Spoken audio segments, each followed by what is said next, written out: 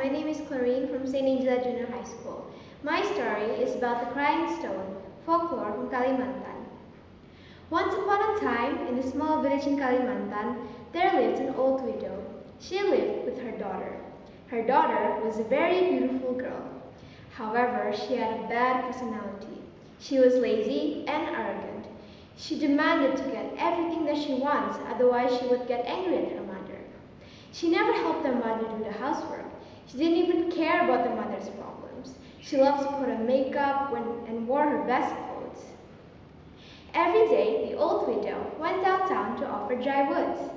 This time, her daughter went with her as well because she wanted to purchase a new gown for herself. The old widow saved up all the cash that she got from offering dry woods to purchase a new gown for her daughter. The location of the market was really far away, so they had to walk miles away. They had to wander down the slope and pass a town. At first, her daughter refused to accompany her mother, but finally she agreed in one condition. "I'll go with you, but you must walk behind me," said the daughter to her mother. She didn't want to walk side by side with her mother because she didn't want people to realize that the old woman was her mother. She can't imagine if people realized that the old woman was her mom. Although her mother felt very sad, she agreed to walk behind her daughter. Her daughter walked at the front. She wore a clean and nice dress. Meanwhile, her mother walked behind her. Her dress was ripped and dirty. The mother and the daughter looked very different. Without a doubt, nobody realized that the old woman and the young lady were mother and a daughter.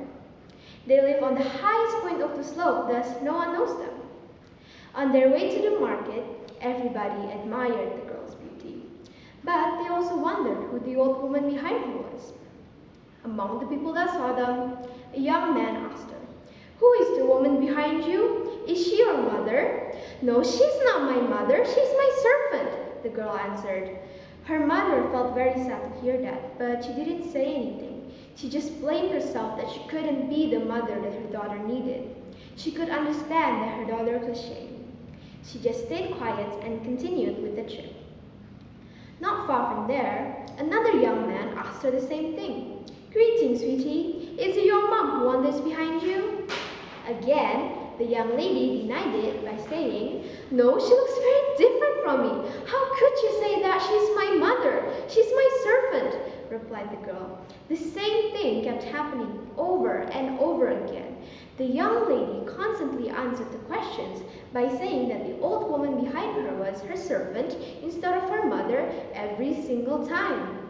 Her mother could control her feelings for the first, second, and third. However, after a few times, it made her miserable. It hurt her so much that her own daughter didn't acknowledge her. At the end, the poor old woman can't bear it any longer. She prayed to God to punish this disrespectful daughter. "Gracious God, I can't stand this anymore. Why is my own daughter treating me like this? She has always humiliated me. I'm so disappointed with her. Please give her a punishment." And with the power of God, the girl's leg turned into stone. Slowly, the process continued to the upper part of the girl's body. She was panicking. She cried and begged her mother for forgiveness. Mother, please forgive me. Mother, please forget what I have done. Mother, I will change. Please forgive your daughter," cried the young lady. She kept begging and asking for forgiveness from her mother, but it was too late. She kept screaming, wailing, and asking for help, but nobody wanted to help her. Now it is already too late. Her whole body has turned into a big stone. Although her body is turned into a big stone, people could still see that the stone was crying. Until now, people can still see tears falling down from the stone. People then call it the crying stone or batu menangis. The message of this story is that we should treat our parents with love and respect. Our parents always work hard to fulfill our needs. However, we should also understand that we can't get everything that we want. Remember this, a mother's prayer is very powerful, so don't ever hurt your mother's feelings.